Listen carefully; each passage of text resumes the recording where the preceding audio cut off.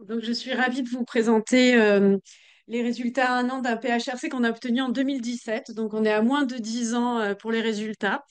Et j'étais très intéressée aussi des discussions de ce matin sur l'avenir de la thérapie cellulaire parce que moi, je suis néphrologue. Pour aller vers le diagnostic dans les GEM, dans les maladies auto-immunes, je suis allée vers l'immunologie et j'ai récupéré le laboratoire d'immunologie. Et notre labo de thérapie cellulaire devait fermer cette année. Et j'ai dit non, c'est une erreur. Grâce à la plateforme Maladies Rares, on s'est battu pour le garder et personne n'a voulu le diriger. Donc c'est moi qui me le suis récupéré. Mais en tout cas, je suis contente d'avoir entendu qu'a priori, j'avais pas fait une erreur stratégique de récupérer ça. Et donc j'espère qu'on va faire du quart dans la GEM, du quart dans le syndrome néphrotique et autres. Donc la GEM, c'est une maladie auto-immune, comme vous le savez tous, du podocyte avec deux cibles antigéniques. Et un tiers des patients qui guérissent tout seuls, un tiers des patients qui font une maladie rénale chronique, stade terminal. Donc un intérêt fort pour cibler les patients à risque.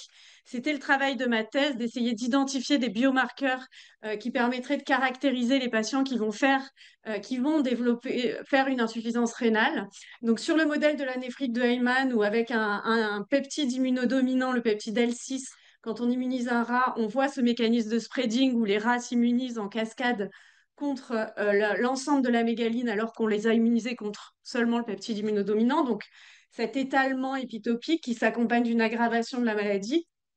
On a identifié chez les patients GEM, grâce à des mutants de délétion de PLA2R, qu'on avait un épitope immunodominant dans le domaine N-terminal de domaine 6R et que pour un tiers des patients, ça restait là. Et pour les deux tiers restants, ben, ça s'immunisait contre deux, voire trois domaines. Et ça s'associait avec une aggravation du phénotype des patients, ce qu'on a pu confirmer dans un essai indépendant, l'essai GEM-RITUX, où sur le bras non traité pendant un an, on a pu montrer que les patients qui étaient immunisés contre un seul domaine, les patients non spreadés, avaient quasiment une chance sur deux de guérir tout seuls, alors que les patients spreadés n'avaient que moins d'1% de chance de guérir.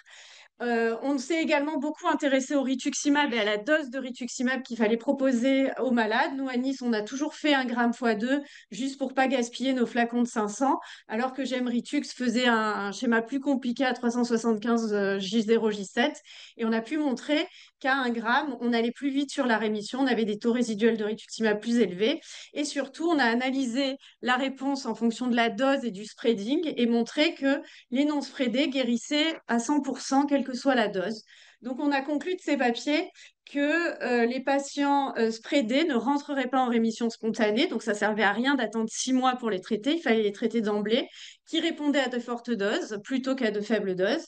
Et donc, on a construit ce PHRC 2017 sur ce schéma. C'est un peu compliqué, mais en gros, on a un bras standard qui était le bras GEM-RITUX. On attendait un taux de rémission à 40% et un bras personnalisé où on traitait les patients dès J15. S'ils étaient spreadés à forte dose, on les retraitait ensuite. Par contre, s'ils n'étaient pas spreadés, on se dit qu'on a 6 mois pour attendre qu'ils guérissent tout seuls. On leur donne la chance de guérir tout seuls et s'ils guérissent pas, on les traite. Et on attendait un taux de rémission de 80% dans ce bras. Voilà, donc on a pu inclure 64 patients dans ces deux bras. On a analysé tout ça en intention de traiter. On avait juste des petites différences sur le faible effectif, mais ça c'est un peu le problème des maladies rares, de BMI qui était plus important dans notre bras personnalisé, associé à une créate plus élevée dans le bras personnalisé, et c'était pas lié à un traitement symptomatique plus important. Mais sinon, les deux groupes étaient comparables. Et si on regarde les résultats à 1 an, donc qui était notre objectif principal, on a 2 tiers de rémission dans le bras personnalisé contre un tiers dans le bras GEM-RITUX, avec des rémissions qui sont plus précoces et les seules rémissions complètes qu'on a obtenues étaient dans le bras personnalisé. On était à la limite de la significativité. Et résultat qui, moi, je trouve extrêmement important, on avait une fonction rénale qui était bien meilleure dans le bras personnalisé à 1 an, à un moment où, a priori, la récupération se fera moins, les lésions sont installées. Donc pour moi, ce résultat important, c'est de dire que attendre 6 mois pour les patients GEM, il faut sortir de ce dogme, il faut les traiter beaucoup plus vite, surtout sur les formes sévères sur le plan immunologique. Le spreading est un marqueur, il y en a probablement d'autres. et on aura un gain de fonction rénale à 1 an chez ces patients-là. On n'a pas plus d'effets secondaires en traitant à plus forte dose, on a eu le même niveau et on avait le même nombre de rémissions spontanées dans les 2 bras, ce qui suggère qu'on n'a pas surtraité nos malades. Donc, cette stratégie personnalisée est plus efficace sur la rémission, sur la fonction rénale. On a pu identifier quels sont les patients à traiter, quand il fallait les traiter et à quelle dose. On avait autant de rémissions dans les 2 bras, comme je vous ai dit, donc pas de surtraitement. Et on n'a pas mis en évidence de titres associés au spreading. Parallèlement à ça, on a fait des études ancillaires, hein, où on a étudié la reconstitution B en post-rituximab. Et dans nos résultats, ce ne sont pas les B-mémoires comme on peut avoir dans le syndrome néphrotique qui prédisent la rechute, mais plutôt les populations naïves qui prédisent la rechute. On s'est également intéressé aux lymphocytes T régulateurs parce que on a mis en évidence que les patients qui rentraient en rémission avaient des taux de Treg plus importants à M6 que les patients qui ne rentraient pas en rémission. Donc, on se posait la question, on a un peu lu là-dessus sur l'effet du rituximab sur les T. In vitro, on est arrivé à montrer en incubant du rituximab sur les cellules de nos patients qu'on induisait des Treg, on induisait de l'IL-10 et on baissait l'IL-17.